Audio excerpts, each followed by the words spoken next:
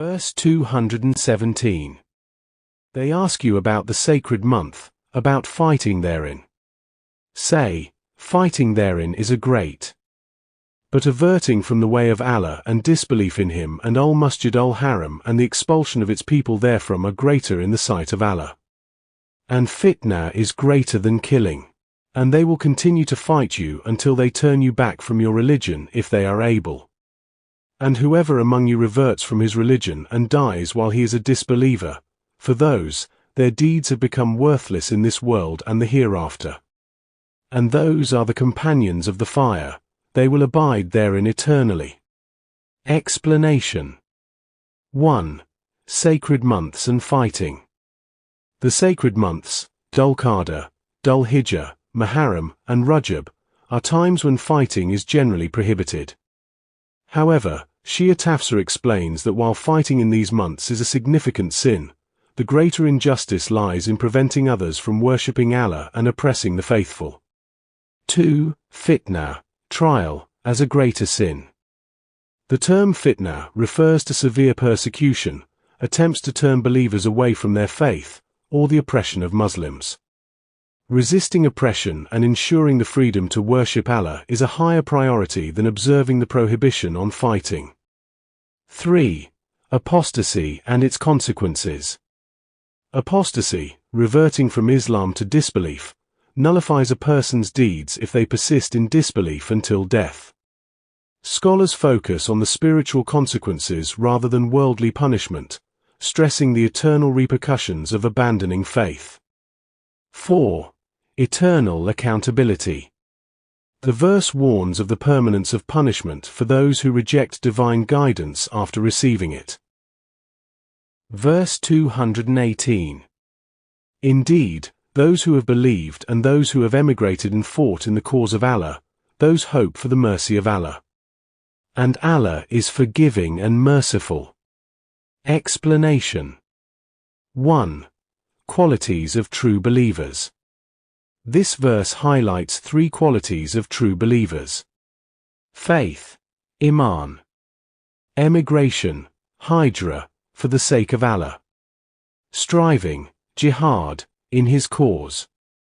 These actions signify a complete commitment to Allah, reflecting both inner and outer aspects of devotion. 2. Hope in Allah's mercy. True believers remain hopeful of Allah's mercy despite their challenges and sacrifices. Allah's forgiveness and mercy are reserved for those who sincerely strive in His path. 3. Allah's mercy as central. The mention of Allah's mercy and forgiveness reassures believers that their efforts will not go unnoticed, even in the face of hardships. Verse 219. They ask you about wine and gambling. Say, in them is great sin and benefit for people. But their sin is greater than their benefit, and they ask you what they should spend. Say, the excess, thus Allah makes clear to you the verses that you might give thought. Explanation. 1. Prohibition of wine and gambling. While wine and gambling may have some worldly benefits, for example, financial gain or temporary pleasure, their harm, such as moral corruption and societal discord, far outweigh their benefits. This verse represents the gradual prohibition of intoxicants and gambling, which were later explicitly forbidden, example, in Surah Al-Ma'idah 90. 2. Wisdom of gradual legislation. The gradual approach allowed society to transition away from deeply entrenched practices, reflecting Allah's wisdom in nurturing spiritual growth. 3. Excess wealth for charity. Spending the excess of one's wealth, beyond personal and family needs, is encouraged to support charitable causes and alleviate societal inequities. 4. Encouraging reflection. The verse invites believers to think critically about their actions and the broader impact of their choices. Verse 220. To this world and the hereafter. And they ask you about orphans. Say, improvement for them is best. And if you mix your affairs with theirs, they are your brothers. and Allah knows the corrupter from the amender. And if Allah had willed, He could have put you in difficulty. Indeed, Allah is exalted in might and wise. Explanation. 1. Care for orphans. The verse highlights the importance of improving the well-being of orphans, whether through careful guardianship or integration into one's household. Scholars emphasize compassion and justice in dealing with vulnerable members of society. 2. Mixing of affairs. Guardians are permitted to manage orphans' resources alongside their own, provided there is no corruption or exploitation. The verse stresses accountability, as Allah knows the intentions and actions of all individuals. 3. Ease in legislation.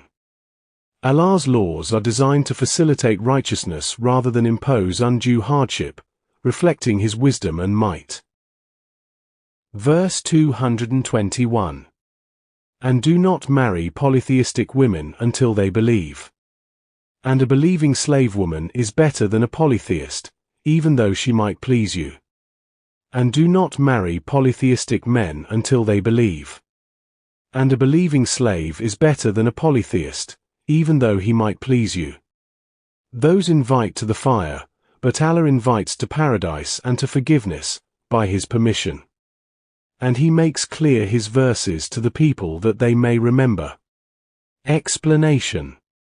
1. Prohibition of marrying polytheists. This verse prohibits Muslims from marrying polytheists, as such unions may lead to conflicts in faith and spiritual deviation. This ayah emphasizes the importance of shared values and beliefs in a marital relationship to ensure harmony and mutual support in worshipping Allah. 2. Faith over social status. A believing slave is deemed superior to a polytheist, underscoring the primacy of faith over worldly attributes such as wealth, beauty, or lineage. 3. Invitation to fire vs paradise. Polytheists are described as inviting others to the fire, whereas Allah's guidance leads to paradise and forgiveness. This serves as a reminder of the ultimate consequences of one's choices in faith and relationships. 4. Clear guidance. Allah's explicit instructions aim to protect believers from spiritual harm and guide them toward eternal success. Key themes. 1. Gradual development of Islamic laws. Many rulings, such as those on intoxicants and gambling, were introduced progressively to ensure societal readiness for change. 2. Accountability and intention. The emphasis on pure intentions in managing orphans' affairs reflects the broader principle of sincerity in all actions. 3. Prioritizing faith. The prohibition of marrying polytheists highlights the importance of faith as the foundation of a successful and spiritually fulfilling life. 4. Balance between dunya and akhirah. While addressing worldly matters, such as wealth and marriage, the verses continually remind believers of their accountability in the hereafter.